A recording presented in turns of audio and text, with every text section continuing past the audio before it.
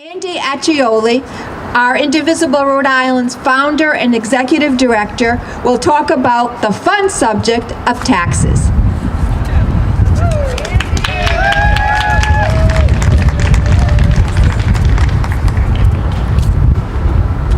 Before I start, I wanted to also thank Resist Hate for sending out an email to all their members about today's event, as well as the Progressive Democrats for promoting this as well. I bet most of you are sick about reading about the taxes in our emails that we send out, just as I am of writing about them. But the Indivisible on national level, over the past 2.5, 3 weeks, they've been hammering hard to all of us with our groups to get the message out. It's critical that with this tax scam be stopped. Critical. Now, in Rhode Island, we're very, very fortunate with our congressional delegation because, they can smell a scam when they see it, and they were against it before they even knew the details, which we still don't know all of the details. But it's unnecessary that we do the sit-ins. On Monday of this week, there's a national day of sit-ins at the GOP in red states, at the GOP senators' offices to protest this bill, to gain the visibility that we're not going to take this, it's not acceptable. The basics of it, you all know, you've read about it, and it is just as horrible because you're going to be hearing shortly how it will affect all of us. Every single taxpayer will, to some degree, with the deductions, the elimination of deductions, it will affect our paychecks, every one of us. So it's hitting home on all levels. How bad is it? Well, you're going to see, according to the Joint Committee on Taxation, which is a nonpartisan arm of the Internal Revenue Service, it's going to affect 70 million middle-class people, the working class and middle class primarily. Anyone earning $10,000 to $75,000 will see a tax increase. That's fact. And it will also, that's besides any of the deductions that they're not going to allow. It'll also impact mostly one group of people. Anybody know who that is?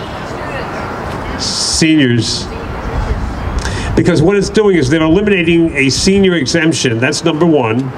Number two, Medicare is being cut by $500 billion over the next 10 years. Medicaid, $1 trillion. Those aren't just fluff ideas.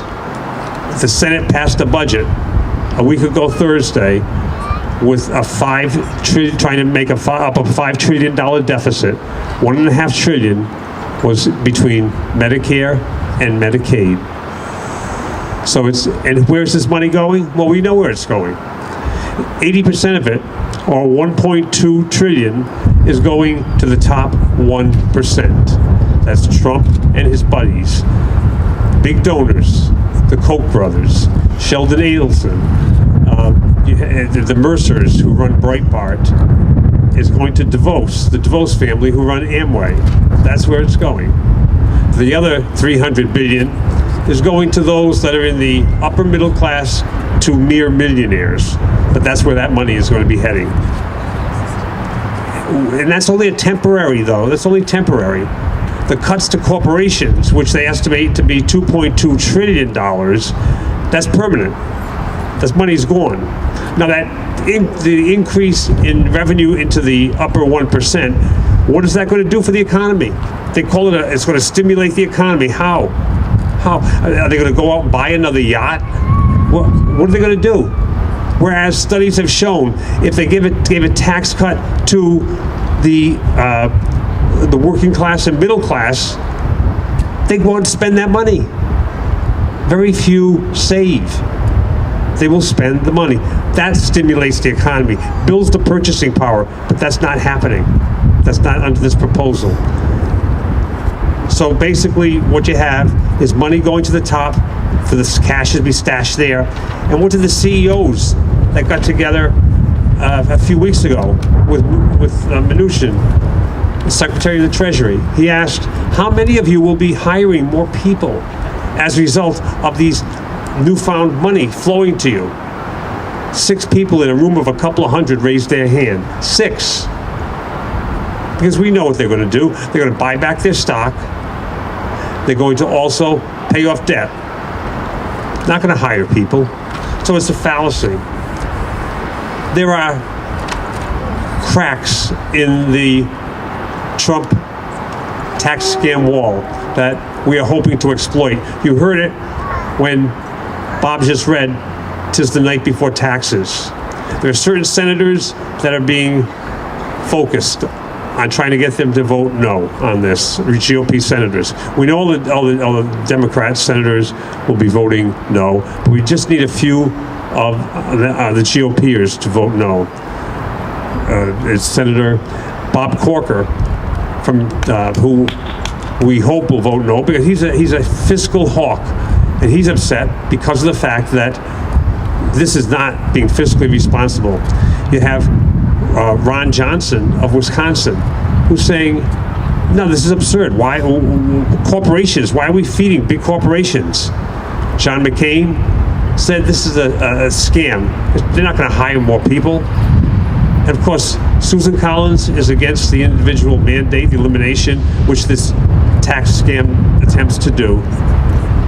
So therefore, these are where we're focused, where our focus is on. We have the which Camila spoke to you about on our website.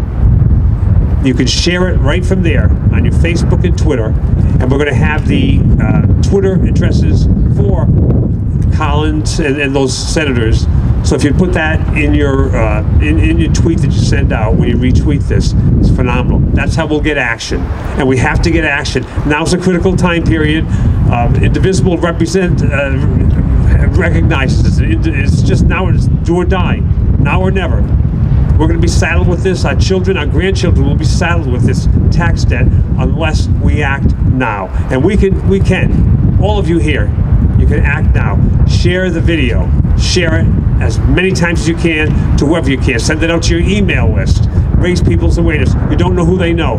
One person that picked up one of our tweets was Deborah Messing, and she immediately retweeted it to 440,000 people. All right? So you could do the same thing. You don't know who they know. Just get it out there and just get the message heard. Thank you very much. Thank you for coming out today. Have a good day.